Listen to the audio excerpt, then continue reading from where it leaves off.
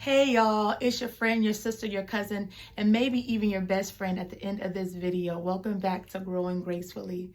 I'm so glad you came back another week to join me in a short conversation. I'm not going to keep you long, but I wanted to say thank you.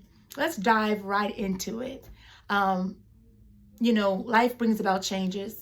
Life brings about a lot of teaching lessons, right? As we're getting older and you start maturing in life, you start to realize what's really important.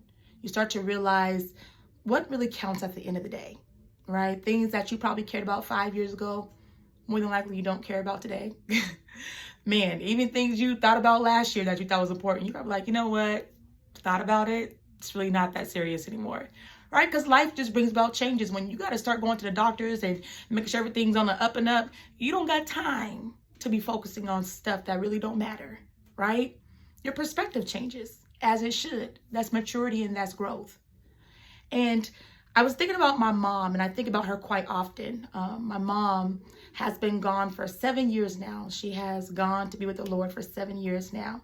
And it was one of the most devastating thing that ever has happened in my life.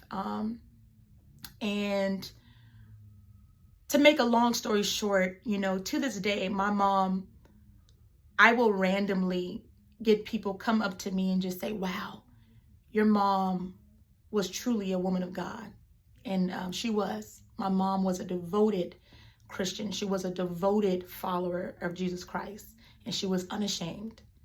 And I will have people come up to me and be like, your mom, she was in the grocery store and she stopped what she was doing and she prayed for me. Your mom helped bring me out of some of the darkest times of my life.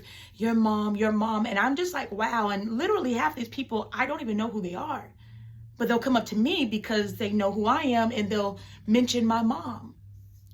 And I just think it's amazing because 7 years later after her passing, she's still being remembered for her devotion to Christ.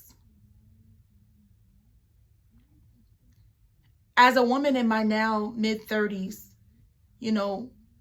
sure, there are many things I want to be remembered for, right? I want to definitely be known and remembered for being a good wife, a good mother, hopefully a good sister if my siblings are watching, a daughter, a lot of different things, right? Those are all important things. But as I'm growing and maturing, I'm realizing the most important thing, I want to be known now and be remembered for being obedient to Christ. Everything else in this life that we obtain is beautiful.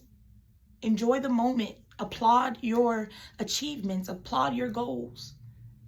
But it's fleeting. It could be here today and gone tomorrow. The only thing that has ever withstand time is Jesus. He's the only thing that's consistent. In the Bible, it talks about God telling Jeremiah, before I formed you in your mother's womb, I knew you. I've already ordained you to be a prophet. Now, sure, Jeremiah had to choose his own choices and choose if he was going to be obedient and really walk in alignment to what God has called him to do. Like many of us, whether we choose to believe it or not, God has already outlined our life. He's so gracious. He has just given us a choice to walk in obedience. Because the truth of the matter is, you're going to be remembered for something. The question is, what is that going to be? As a follower of Jesus Christ, being saved, I accepted Christ into my life. I want to be known. I want to be guilty, even now, of being obedient. Sure, I've realized being obedient comes with its sacrifices. I don't always feel like it. It's not always comfortable. Sometimes it can be a very lonely journey. Sometimes you realize the people that you once hung out with, you realize, some things have just changed because of the journey that I'm on to really be obedient. You may not be on that right now. So it comes with different sacrifices. But just like any goal or just like anything that we are trying to achieve in life or we're trying to walk in, it all comes with a sacrifice. The question is, are we willing to just make it? Am I willing to make that sacrifice? Am I willing to say, Lord, here am I. I'm your servant. Yes, Lord.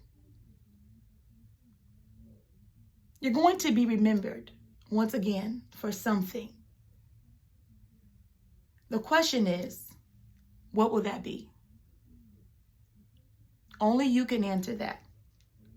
But I pray and I hope that is your desire to really be obedient to Christ.